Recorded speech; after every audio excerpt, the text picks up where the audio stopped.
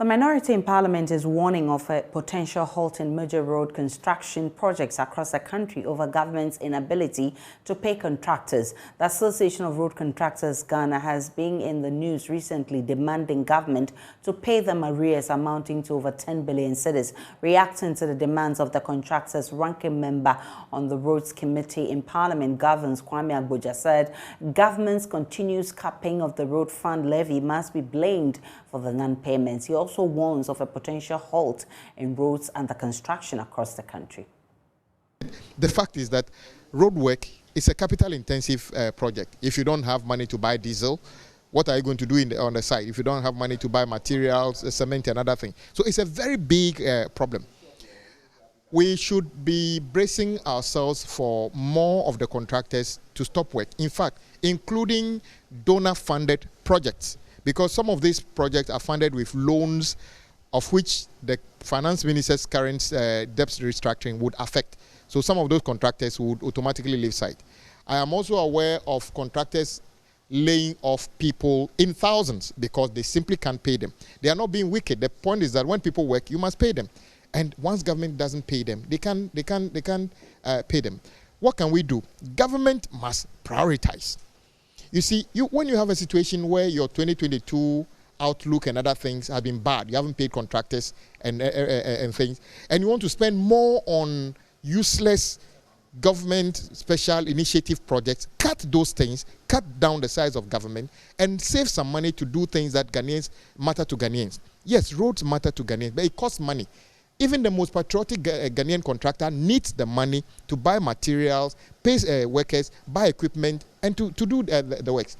Sadly, that is not what we are seeing. To make it worse, when you see the 2020, from 2019, 2020, 2021, 2023, you see that consistently, this particular finance minister have been taking money away from the road fund.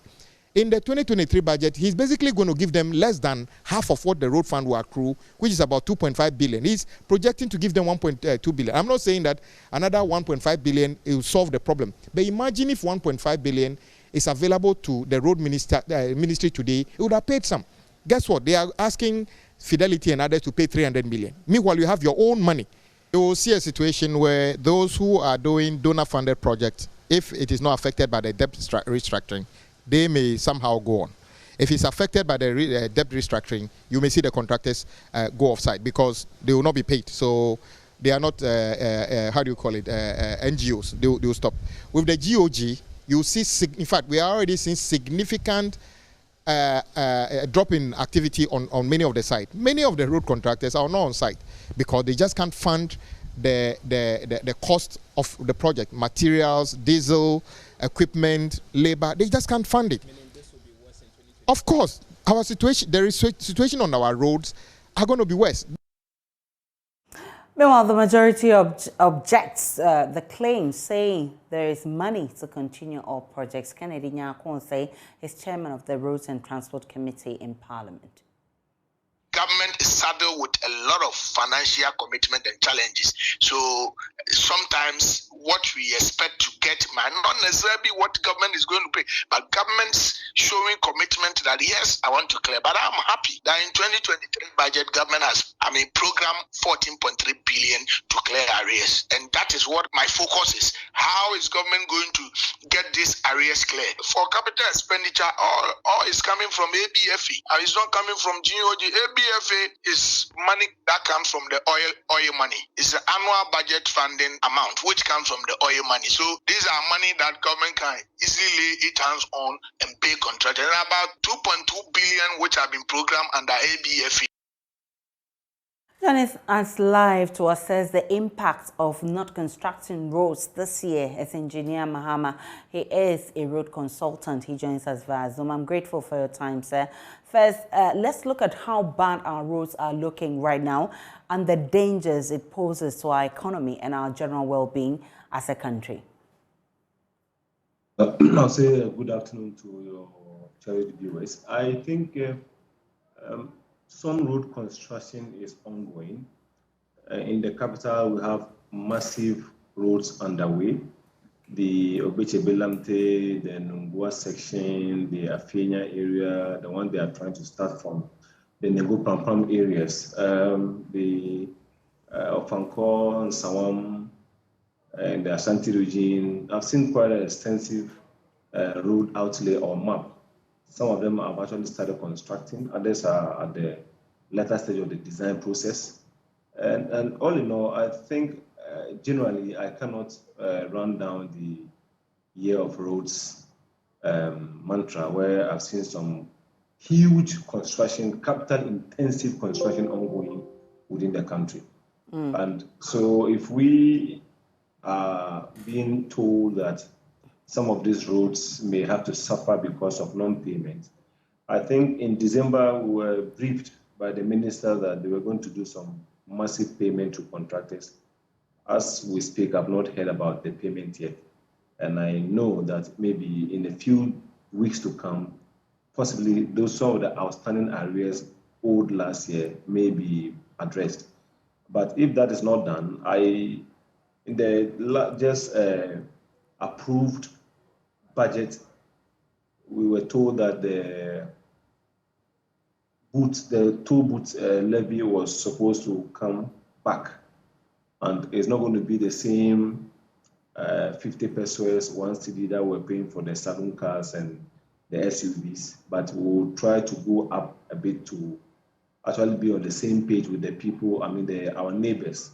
And I couldn't agree more with what the minister said, because I've been lamenting over the years that the average toll that Burkina Faso, our neighbors, Cote d'Ivoire, Nigeria pay is about 5 cedis per the saloon cars we have in Ghana, where we are paying 50 pesos. That's about 95% less than what our neighboring countries are actually charging for the small vehicles.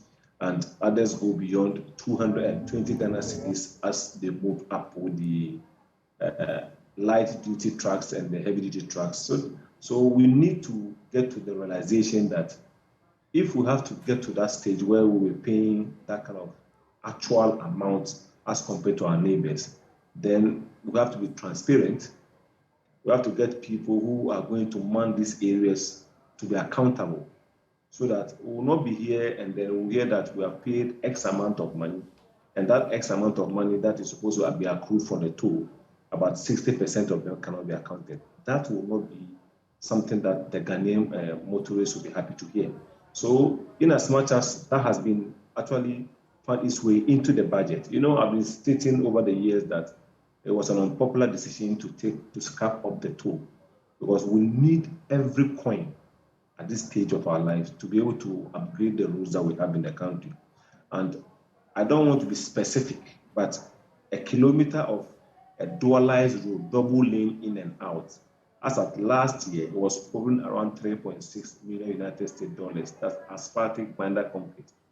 And if you look at how much we are getting from our toll, the motorway, the Sapema one, the Kumasi, the Takrady ones, there was nothing to write home about. But this is what I think that government has to meet, or we have to meet government halfway in trying to actually add some few other things to the ABFA, the money coming from the oil fund, and other source of funding to be able to buy the petrol that we all buy. There's some road fund which is there to be able to augment the one that will come directly from other taxes being generated by government, so that the roads, once the roads are actually completed, automatically it raises the value of anything around the corridors of the road. I've been in the system for like 20 years. But as we're hearing, it may not be completed as we expect. What will not be completed? The roads that you talk about. No, these roads are not 1 year. They are not annual roads. They are 3 years, 4 years, 5-year road construction. But all works may be halted if the contractors are not paid. That's the essence of the conversation. There are conditions that brings about total stoppage of projects. The contractors are supposed to be within a certain financial standing, so that within the time that government is finding difficult in paying, the contractors may have to continue with the work to a certain duration. Now, the contractor will invoke a clause in the contract and then alert the client, in this case, the government of the Republic of Ghana, to the Ministry of Roads and Highways, that maybe due to XYZ, we are not receiving IPC number 123. We are just alerting you that we are reducing the workload. I mean, the gangs who are working for us by half. And then if they don't hear anything from the government after some time, another 1 or 2 months, then the contractor may have to suspend work. By which time I believe that government would have also advanced some money. So in most instances, most of the jobs that have come across don't actually come to a total halt. Some few ones have done so. But the blunt or the specifics of the minority is what I'm actually trying to differ a bit. Some of them would have come yeah.